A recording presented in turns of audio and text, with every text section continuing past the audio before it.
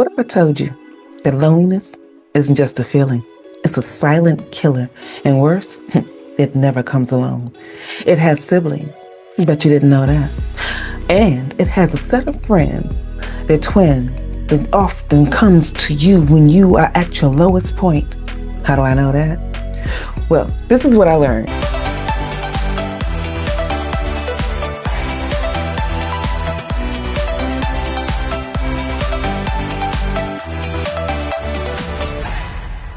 Hey now, how is everybody doing? Welcome to Red Alert Diaries with Tanya E.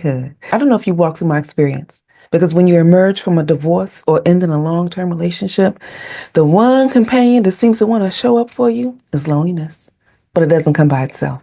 It has a sibling called depression and a set of friends of brokenness that attack you mentally and physically. And when you find yourself dealing with those moments, it's hard to keep moving forward. But you don't have to deal with loneliness or its crew. One of the first things I realized when I was going through this chaotic moment was that emotions are signals. And they let you know that something's happening. You may not be able to pinpoint exactly what's going on, but the emotions that you're feeling, I think you should pay attention to.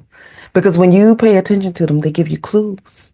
And I know, as action-oriented individuals, we are always running, always doing. So you don't truly take the time until life decides that it has to knock you down to get you to pay attention to the feelings, the small promptings that you had along the way.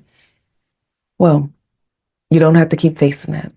Here's one of the things I want you to do. Pause. Pay attention to the feelings early on. There's some clues, that small moment when you're just like, I'm not really sure.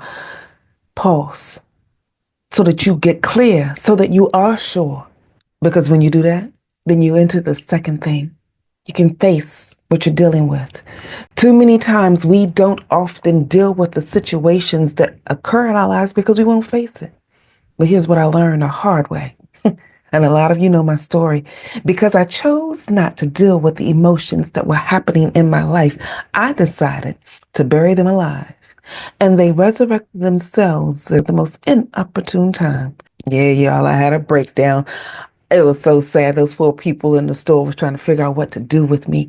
When one little something, it was just realizing that while I was going shopping, that I would not be buying a certain meal that I used to fix for my ex-husband. It broke me down. Something fierce. I never, ever expected that. But when you don't deal with your emotions, you don't expect when you have a breakdown as well. So deal with them. Because loneliness is not just loneliness. It's a whole band of things that you just don't want to deal with. I know. When they left, you decided, I'm not going to give myself to anybody else so that you can have that much hurt, that much pain, that much chaos enter into your well-being again. But I want you to know that if you don't heal the pain by facing it, that second thing, you will not get to the third part. Knowing who you are at the core of your being. You see, I lost me at the end of my marriage, and the road to rediscovering Tanya was long and hard. It didn't have to be. But I made it difficult because I chose not to sit in the midst of my mess. I made it difficult because I chose not to take the time that I needed. So pay attention to the emotions that you're dealing with and face it head on so that you can deal with it. Because you cannot heal, but you will not feel. And most of the time, people get sick in isolation. For Americans, there's an epidemic of loneliness that exists right here, right now, today. And according to the advisory by the United States Surgeon General, Dr. Vivek Murthy, you can look that up in case I'm just jacking up the name. But the health impacts that are associated with being lonely: increased heart attacks, dementia, stroke. We've already had the conversation about loneliness bringing its sibling, depression. But there's also anxiety. And this can lead to premature death. Because social isolation, it's causing some societal dysfunctions where we're having people just go off for no reason at all, it seems. Oh, there's a deeper reason. And that reason impacts you both personally and professionally because the performance and productivity that exists in the realm, that engagement, it decreases. And now We're finding ourselves in a place where people are trying to figure out, how do I get back to being me? And they're not really sure how to do that. And if you really don't know where to start here. Ask the people that are around you for one word, and I mean one word. By asking them for one word that describes you, it gives them an opportunity to truly think deep. And the word that they give you, oh, that word will be a better fit for who you are. In addition to that, I want you to write down what you know to be true about yourself. See, there's things that you know that's true about who you are, especially when you are going about doing a thing that you do. You know that if somebody calls you and asks you to get some things done, you will get it done. You know that the action-oriented part of your heart and your soul can step into a room, see that somebody needs some leadership, and since they're not taking control, you will. These are things you know to be true about you. So write them down and place them where you can see them. This is something you're going to need to look at on a regular basis. Until you get out of that moment of loneliness, remove the sibling of depression, and get rid of the brokenness twins. Yeah, you're going to need to see this every single day to support you, to lift you, to help you through your process. Now, I get it. If you're like me, you don't want everybody in your business. You don't want your stuff all over the place. I used the inside door of my closet. I had those closet doors that opened up. And I would put note cards on the inside of my closet. And when I opened up the closet door to get dressed in the morning, I saw my cards. And on those cards, I saw, Tanya, I love you. You're brave because you have already overcome everything that's come at you so far. Tanya, you're a winner. Because at that moment and that time in my life, I didn't feel like I was winning. Nothing about me even looked like it was winning because I was on reset. And if you're coming on the heels of a divorce and so a lot of your stuff did not make it with you in the journey, you're resetting. And in that reset, you may not feel like you're winning, but I want you to write down what you know to be true about you, because what you had before, you're wiser now, stronger now. You are not the version of you that entered into that relationship. The person on the other side of this journey, oh, there's some things that you learned when you were in that. So don't forget the lessons. You got to make certain that you learn the lessons, because it is in the lessons that you are strengthened. It is in the lessons that you are girded up. It is in the lessons that you can make a greater impact on your future.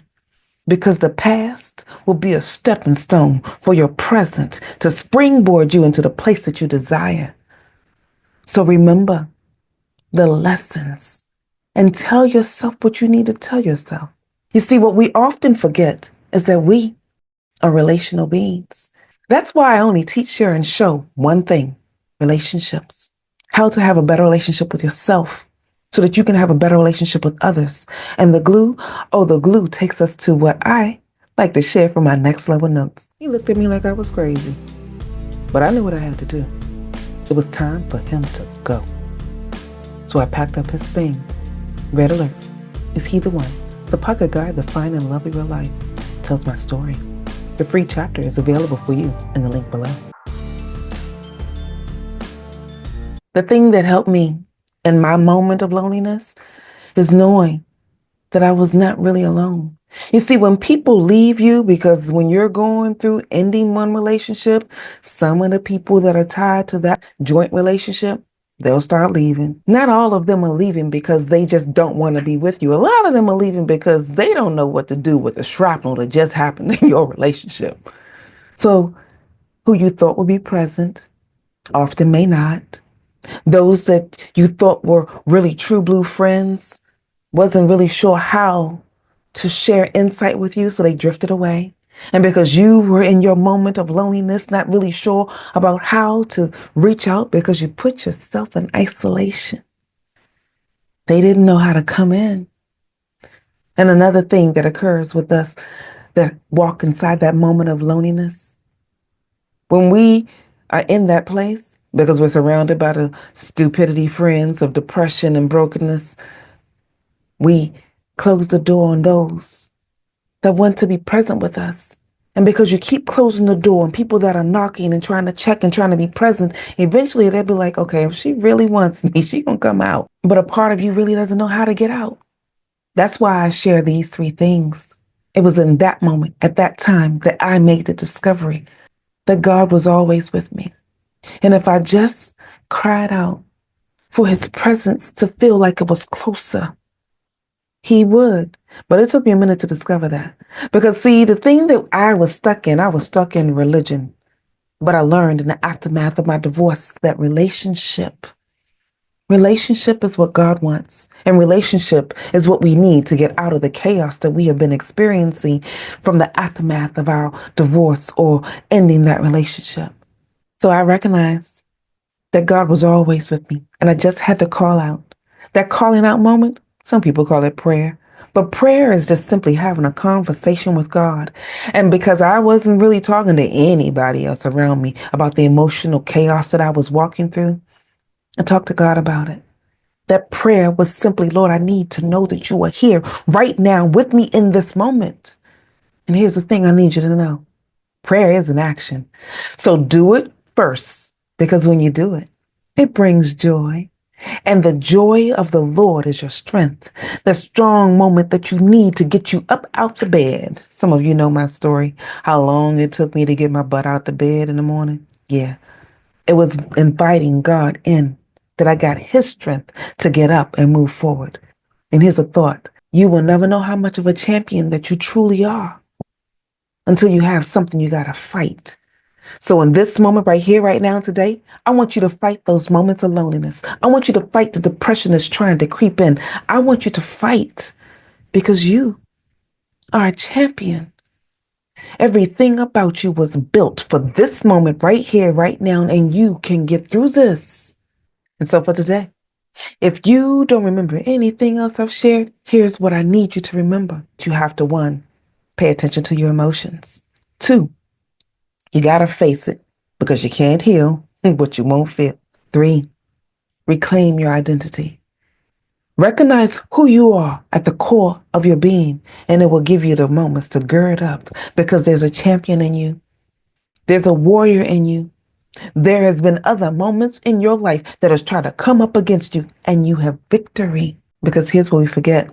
Feelings follow focus. And you're an action-oriented person. So take the action to focus on what you need to focus so that your feelings can follow. And if anything that I shared today resonates with you, then it's time to like, comment, and share this information with others. And if you want someone to join you on the journey, feel free to go to my website, TanyaEhood.com. There you can click on the Work With Me tab and see the various ways that we can work with one another. And I invite you to join me live every Tuesday at 7 p.m. Eastern Standard Time, where we can extend this conversation or we can start a new one. In the meantime, this is Tanya E. Hood, walking in my purpose, and I want you to do the same.